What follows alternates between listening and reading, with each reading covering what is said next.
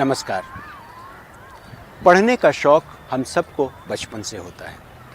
पत्रिकाएं हम बचपन से पढ़ते आए हैं, लेकिन आज के दौर में पत्रिकाओं के लिए एक बड़ा संकट खड़ा हो गया है। तमाम बड़े मीडिया हाउसेस अब पत्रिकाएं छापने से बचने लगे हैं। व्यावसायिकता का अपना एक संकट है। अभिव्यक्ति के इस अंक में हम लघु पत्रिकाओं पर खास तौर से बात करेंगे। इस बार हमारे पास और क्या क्या है खास, पहले देख लेते हैं अपनी हेडलाइंस में। बदलते वक्त के साथ कैसे बदली पत्रिकाओं की दुनिया, तमाम मुश्किलों के बावजूद आखिर आज भी क्यों बरकरार है लघु पत्रिकाओं का बाजार। लघु पत्रिकाओं के पाठकों का बिखरा हुआ समाज बहुत बड़ा है, उसके लिए जरूरी है पत्रिकाएं निकलती रहें, कहते हैं जाने माने लेखक और समयांतर पत्रिका के संपादक पंकज बिष्ट। और साहित्य, कला और संस्कृति की झलकियां हमारे खास सेगमेंट परिक्रमा में। तो सबसे पहले अपनी कवर स्टोरी में हम बात करते हैं लघु पत्रिकाओं की। आज के दौर में लघु पत्रिका आंदोलन किस हालत में खड़ा है, यह जानने की कोशिश की हमने अपनी इस रिपोर्ट में।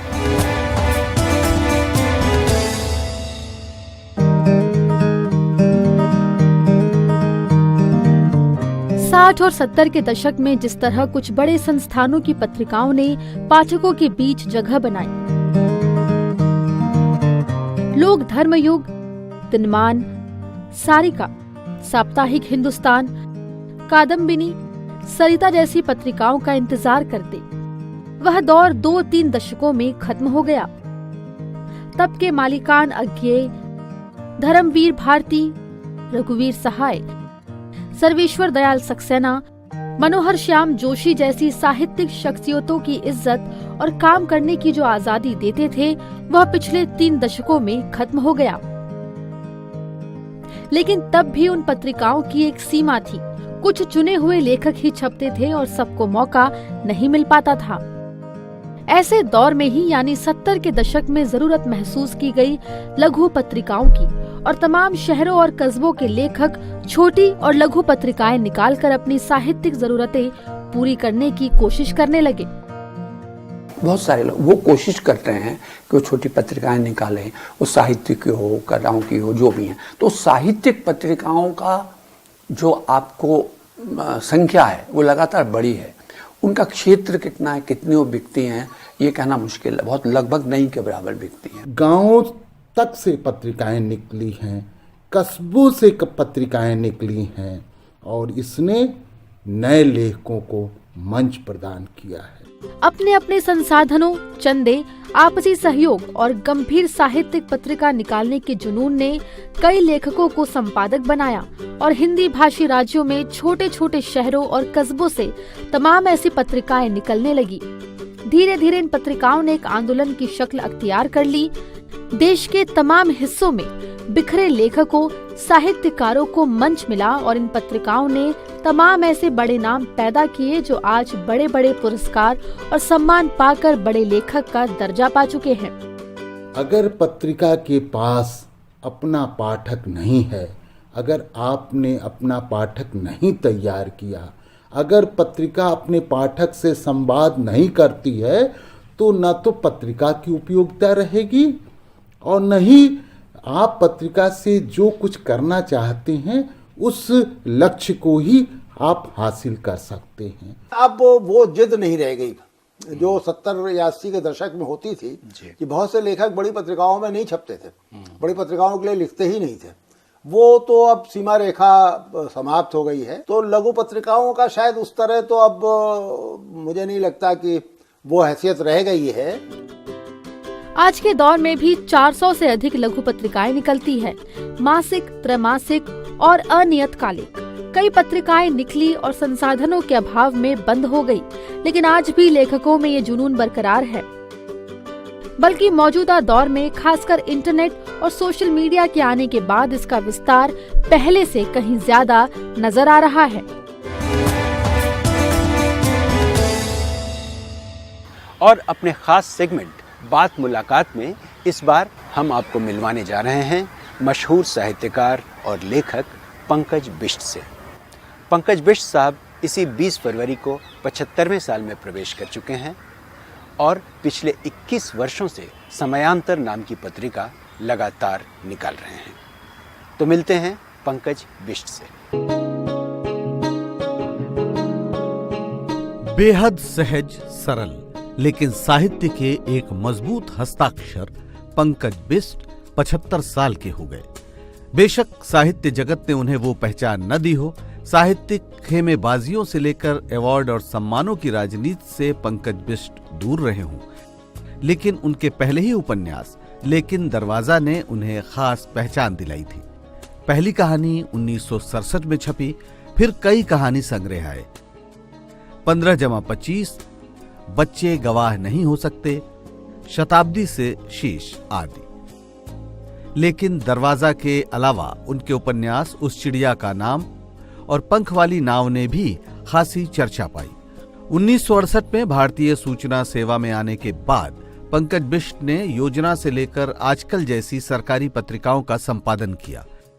फिल्म प्रभाग, आकाशवाणी और दूरदर्शन से भी जुड़े रहे। 1998 में वीआरएस लेकर पिछले 21 वर्षों से लगातार समयांतर नाम की मासिक पत्रिका का संपादन कर रहे हैं। सरकार के भीतर रहकर भी उन्होंने सरकारी तंत्र के खिलाफ लिखने की हिम्मत की और मौजूदा दौर की लेखकीय चुनौती के बीच उनका काम बदस्तूर जारी है।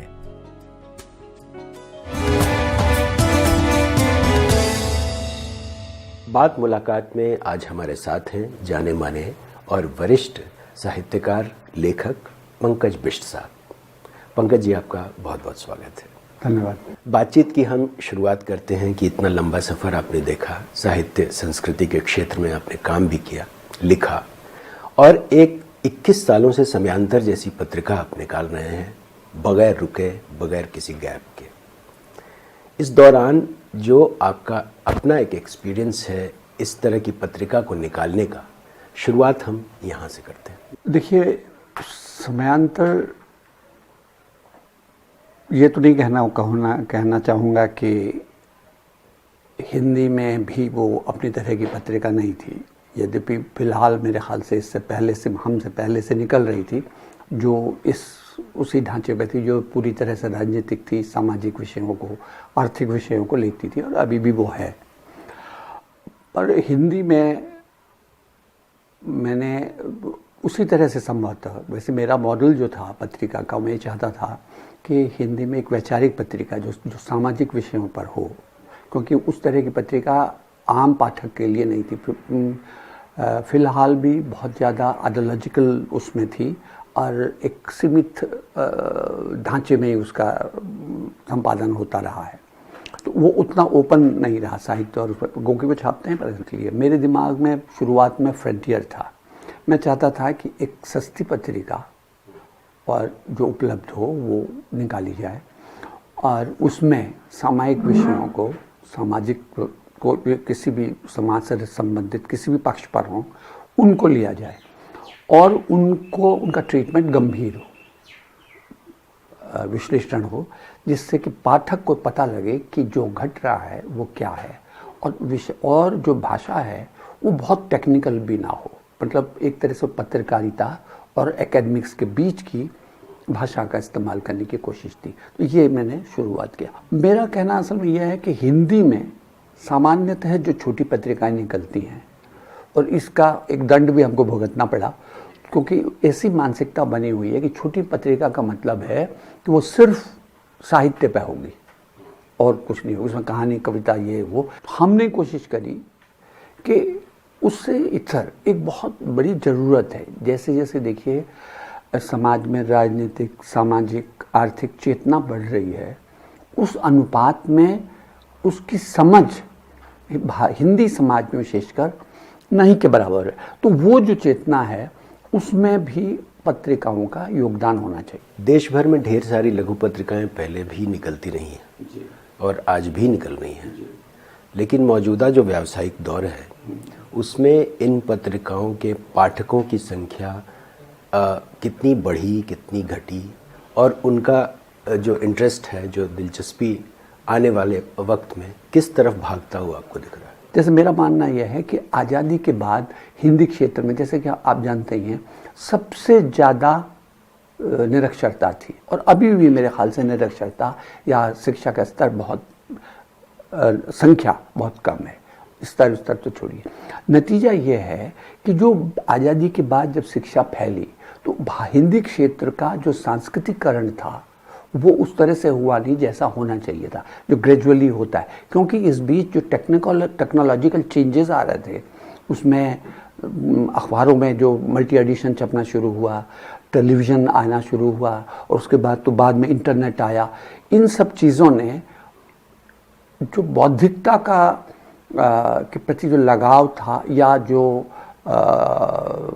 स्पेस था उसको घटा दिया। जहाँ तक पत्रिकाओं का सवाल, देखिए इतना बड़ा हिंदी समाज है, 10 राज्य हैं, करोड़ों की संख्या है। जो हिंदी वालों की जो आबादी है इसमें ऐसा तो है नहीं कि सब अनपढ़ हैं या नहीं, क्योंकि हालत आज ये है कि आज़ादी के आसपास हिंदी की जो रीडरशिप का जो बौद्धिक स्तर था वो भिन्न आज नहीं है वैसा जो रीडरशिप का था, और जितनी किताबें बिकती थी जिस तरह से वो भी आज नहीं है। हार्डली मुश्किल से 500, 400, 200 किताबें का एडिशन निकलता, वो बेचे जाते हैं। तो वो एक वर्ग लगातार उपस्थित है, उस तक संभवतः आपको पहुंचने की कोशिश भी नहीं करता, क्योंकि वो छितराया हुआ है, वो एक जगह केंद्रित नहीं है। इवन बड़े शहरों में, क्योंकि हिंदी का बहुत बड़ा जो शिक्षित वर्ग है वो अंग्रेजी में जा रहा है। आप इतने सारे अंग्रेजी के लेखक हिंदी में इससे पहले आपको देखने को नहीं मिलेंगे होंगे, अभी कई लोग हैं। ये इन सारी बातों ने जो जगह पैदा की है और जो इच्छा लोगों की रही है, कई लोग हैं, मैं अकेला इस तरह से सोचने वाला नहीं हूँ, बहुत सारे लोग वो कोशिश करते हैं कि वो छोटी पत्रिकाएं निकालें, वो साहित्य की हो, कलाओं की हो, जो भी हैं। तो साहित्यिक पत्रिकाओं का जो आपको संख्या है वो लगातार बढ़ी है। क्या लगता है कि आज के दौर में जो सरकारी पत्रिकाएं निकलती हैं उनका स्तर कैसा है, उसकी चुनौतियां क्या हैं? जब मैं था शुरुआत में, देखिए प्रकाशन विभाग का जो पूरा का पूरा परंपरा थी वो बड़ी ज़बरदस्त थी। वहाँ कोई भी सब एडिटर तक कोई सिग्नेचर नहीं करता था। एडिटरों को छूट थी, वो जब आएंगे जब जाएंगे, उनको चेक नहीं किया जाता था।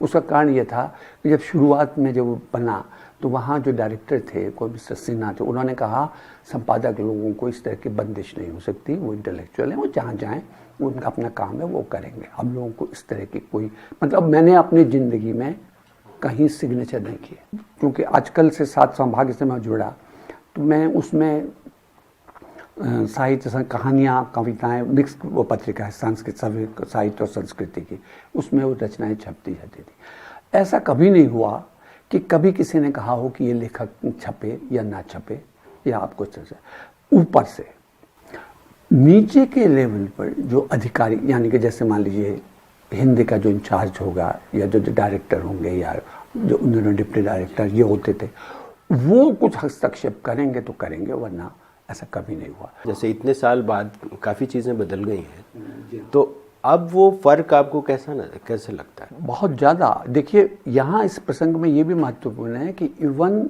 इससे पहले जब अटल बिहारी वाजपेयी का दौर था तब भी, बल्कि हमारी उन दिनों डायरेक्टर वो थी, मैं आखिरी दौर उसी में रहा, तो उन्होंने एक दिन मुझसे कहा कि, और सुषमा स्वराज उन दिनों INB के मिनिस्टर थी, उन्होंने कहा कि मैडम ने हमसे कभी नहीं कहा कि ये करना है या ये नहीं करना, एक व्यक्तिगत बातचीत में उन्होंने कहा।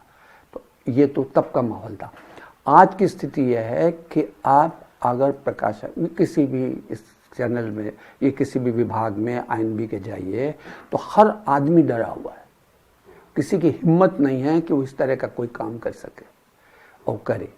जो काम करने वाले हैं इस तरह से अपने को क्या कहा जाए, बंदिश में पाते हैं मानसिक, और कि वो खुद ही कुछ ऐसा करने को तैयार नहीं, कोई रिस्क लेने को तैयार नहीं, किसी बात करने को तैयार नहीं है। तो ये स्थिति हो गई है।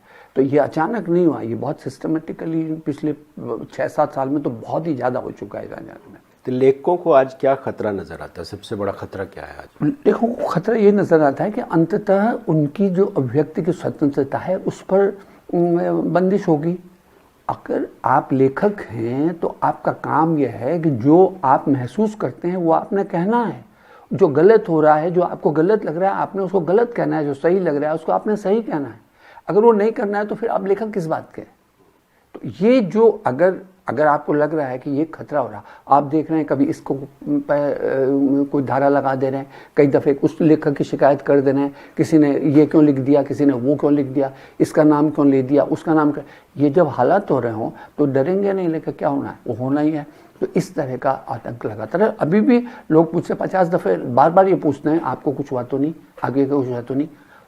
हुआ होगा तो क्या होना है, हुआ। मैं तो कई दफ़े मुझसे कहता हूँ, मैंने कहा मुझे क्या कर लेंगे, पकड़ लेंगे, बंद कर लेंगे, जो कर लेंगे, जो करना है। अब जो कमिटमेंट है वो है। ये आपके साथ संकट है, ये संकट है।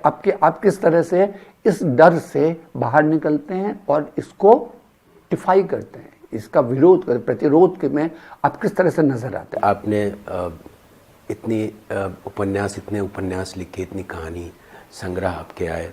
देखिए, मैं बावजूद इसके आपको हिंदी साहित्य जगत ने जो जगह देनी चाहिए वो नहीं दी, क्यों? देखिए, मैं इस बात का तो जवाब कोई मेरे पास नहीं है, पर जो बात यह है कि जो मैंने लिखा, मैं क्या कहा जाए, बहुत सीमित लिखने वाला लेखक हूँ, बहुत धीरे धीरे चलने वाला।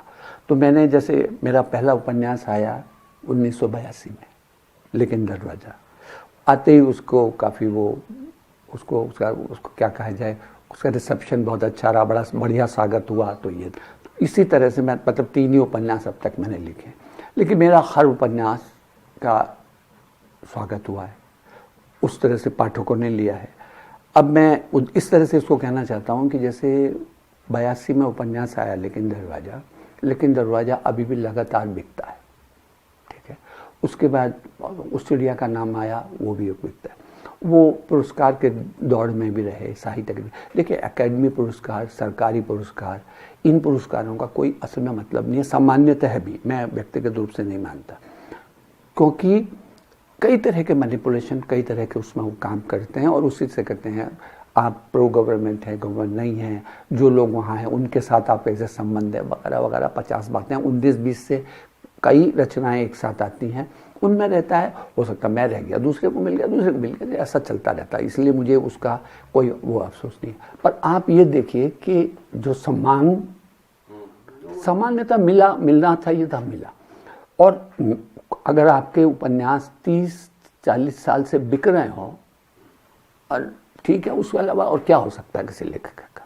और आने वाले वक्त में आपको जो नई जो लिखने वाली पीढ़ी नज़र आ रही है डिजिटल ज़माने में या सोशल मीडिया के इस दौर में, उसके लिए आप क्या कहना चाहेंगे? देखिए, सोशल मीडिया के साथ समस्या ये है कि आप जो लिखते हैं उसका इंतज़ार नहीं करते उसके छपने का, क्योंकि छापना आपके हाथ में है, मतलब उसको प्रकाशित करना आपके हाथ में चूँकि है, तो आप उसको तत्काल प्रकाशित कर लेते हैं।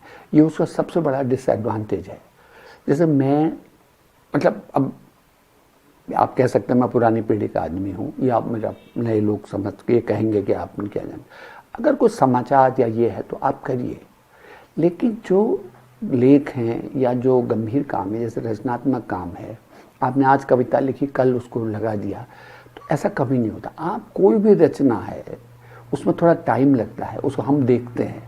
देखिए, हो क्या गया है कि पूरा कला क्या है, कला का तात्पर्य है अभिव्यक्ति। अभिव्यक्ति में आपकी अभिव्यक्ति कितनी विशिष्ट है, यही आपके वो है। वरना तो जो सारे मानवीय जो भावनाएं हैं, जो महत्वाकांक्षाएं हैं, वो तो एक सी हैं, सदा से एक सी रहेंगी। पूरा मतलब जो चुनौती ये है कि आप उसको किस तरह से प्रस्तुत करते हैं। लेकिन दरवाजा भी तो एक सामान्य प्रेम कहानी तो है, सिर्फ यह है कि उसका कहने का अंदाज डिफरेंट है। बट आप ये मैं सारे उसमें आप जो सारे पूरे साहित्य की चुनौती यही है, हमको उनको व्यक्त करना होता है। तो ये जो डिजिटल है माध्यम, ये आपको थम कर उस पर विचार करने, उस पर पुनर्विचार करने का मौका नहीं देता, जो बहुत ज़रूरी है। और ये धीरे धीरे लोग, मेरे ख्याल से लोग इसको साध लेंगे तो तब समझ में आएगा और रुकेंगे और तब उसको देखेंगे। तो ये मेरी शुभकामनाएं हैं उनके लिए। बहुत बहुत शुक्रिया आपका धन्यवाद पंकज जी, और बहुत बहुत बधाई आपको। तक शुक्रिया, बहुत बहुत शुक्रिया।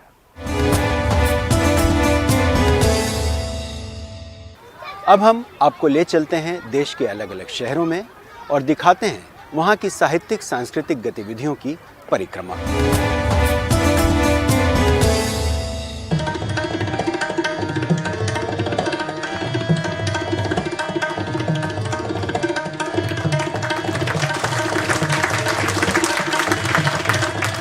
भारत भवन की 38वीं सालगिरह के मौके पर चल रहे कार्यक्रम में हर रोज कला, संगीत और नृत्य के नए नए आयाम देखने को मिल रहे हैं।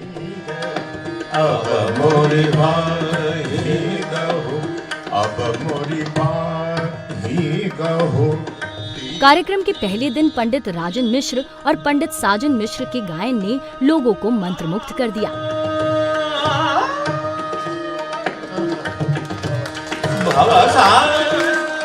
राजन साजन मिश्र ने अपनी खास गायन शैली से संगीत का एक नया समा बांध दिया।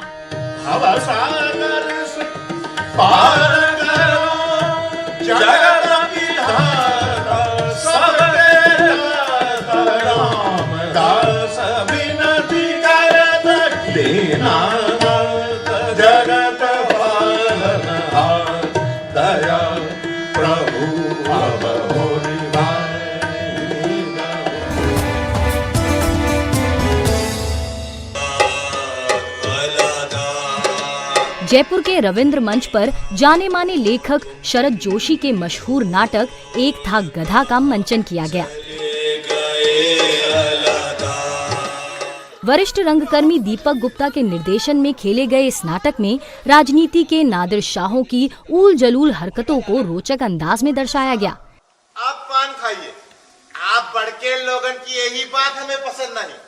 नाटक में बताया गया कि विरासत में मिली सियासत में कुछ लोग नेतृत्व में सक्षम नहीं होने के बावजूद ऐसे फैसले लेते हैं जो कि आम लोगों के लिए सही नहीं होते। अरे बाबा, अरे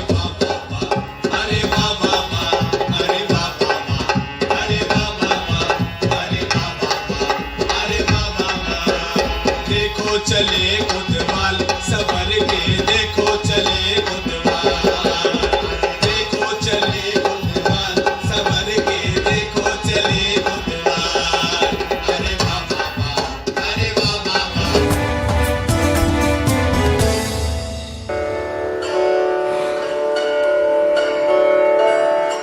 जयपुर के जवाहर कला केंद्र पर नाद साधना संगीत संस्थान और जयपुर महाराष्ट्र मंडल के तत्वाधान में शास्त्रीय संगीत सभा का आयोजन किया गया।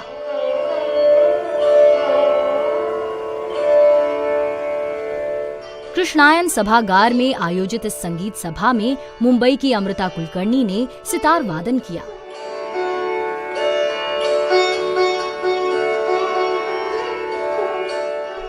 वाद्य संगीत में बंदिश विषय की प्रस्तुति दी गई। दूसरी प्रस्तुति में इंदौर की पंडित शशिकांत तांबे ने महाराष्ट्र के नाट्य संगीत की प्रस्तुति दी। तबले पर जयपुर के उस्ताद निसार हुसैन और हारमोनियम पर गिरिराज बालोदिया ने संगत की।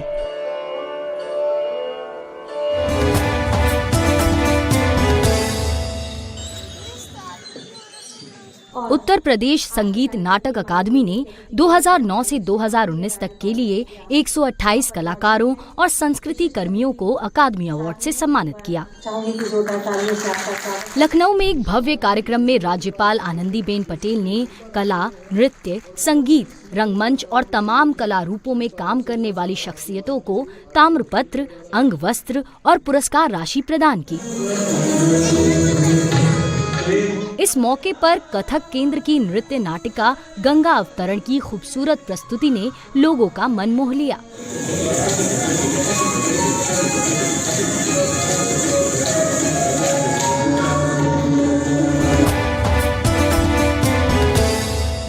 ज्योति जगाओ लीला धाम, हे अभिराम।